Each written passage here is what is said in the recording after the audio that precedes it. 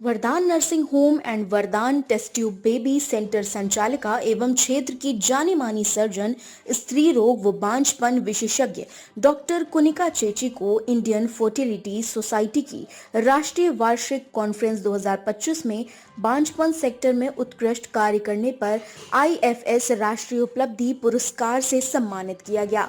Indian infertility society की वार्षिक conference लीला hotel Gurgaon में आयोजित हुई, जिसमें देश दुनिया भर से बांझपन के विशेषज्ञों ने भी भाग लिया। ये पुरस्कार डॉक्टर कुनिका चेची को बांझपन के मरीजों में उत्कृष्ट कार्य करने के लिए दिया गया। डॉक्टर कुनिका चेची वरदान नर्सिंग होम ट्रामा सेंटर की संचालक हैं और वे इनफर्टिलिटी की जानी मानी मशहूर विशेषज्ञ हैं। डॉक्टर कुनिका चेची पिछले कई दशक से बांझपन के इलाज में सघन कार्य कर रही हैं और हजारों बांझपन के मरीजों का सफल इलाज कर चुकी हैं। आज अनुभवी डॉक्टर कुनिका चेची की गिनती नामी विशेषज्ञों में होती है।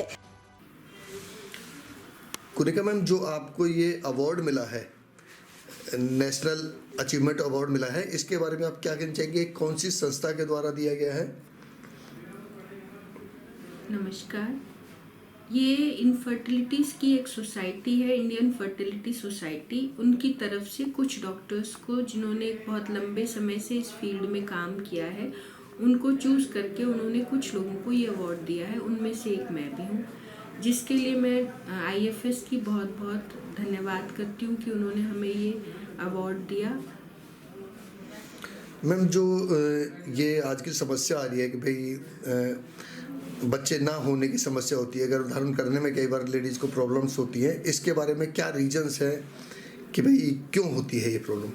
देखो, वैसे तो इनफर्टिलिटी या बच्चा नहीं होना, नॉर्मली हम 1 साल के बाद अगर कोई कंसीव नहीं कर पा रहा है बिना किसी प्रिकॉशन को यूज़ करे हुए, तो हम उन्हें इनफर्टिलिटी में या बांझपन में काउंट करते हैं। लेकिन अगर हम उसमें बहुत सारे कारण हैं, कुछ मेल इनफर्टिलिटी के भी हैं, फीमेल इनफर्टिलिटी के भी हैं, जैसे एग नहीं बनना, ट्यूब बंद होना या शुक्राणु कम होना, ये कुछ कॉमन कारण है। उसके अलावा रसौली वगैरह हो सकती है। लेकिन जो अगर आज के माहौल के हिसाब से देखा जाए तो लेट मैरिजेस होना, ड्रग्स एल्कोहल एब्यूज़, बच्चों का लेट प्रेगनेंसी प्लान करना और बहुत सारे फास्ट फूड है जिनका हमें एग्जैक्टली अभी पता भी नहीं है कि किससे हमें कितना नुकसान हो रहा है, लेकिन वो सब चीज़ें कहीं ना कहीं हम प्रभावित कर रही हैं। उसके अलावा इंटरनेट जो हम इतना ज़्यादा यूज़ कर रहे हैं, उसका भी कहीं ना कहीं हमारे शारीरिक स्वास्थ्य पर बुरा प्रभाव देखने में आ रहा है। तो इनफर्टिलिटी के लिए ये कुछ इम्पॉर्टेंट कारण है। तो हमें अपने खान पान, सोना जगना और बेसिक चीज़ों पे ध्यान देने की बहुत सख्त ज़रूरत है, जिन्हें आजकल हम बिल्कुल भी ध्यान नहीं दे रहे हैं।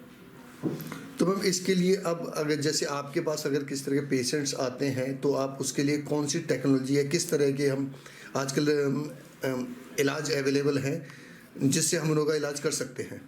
देखो, वैसे तो हर पेशेंट पे डिपेंड करता है। हो सकता है किसी पेशेंट को सिंपल दवाइयों से फ़ायदा हो जाए, कुछ लोगों को सिर्फ काउंसलिंग से फ़ायदा हो जाता है। आजकल बहुत सारे कपल्स बड़ी बड़ी कंपनीज़ में, मल्टीनेशनल कंपनीज़ में काम करते हैं, हस्बैंड वाइफ का कांटेक्ट ही बहुत कम होता है, तो कई बार तो केवल काउंसलिंग से ही बहुत सारे लोगों को फ़ायदा हो जाता है।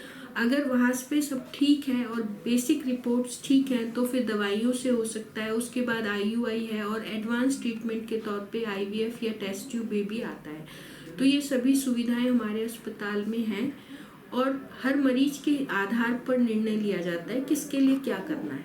और बहुत बहुत मुबारक हो आपको अवार्ड के लिए। Thank you.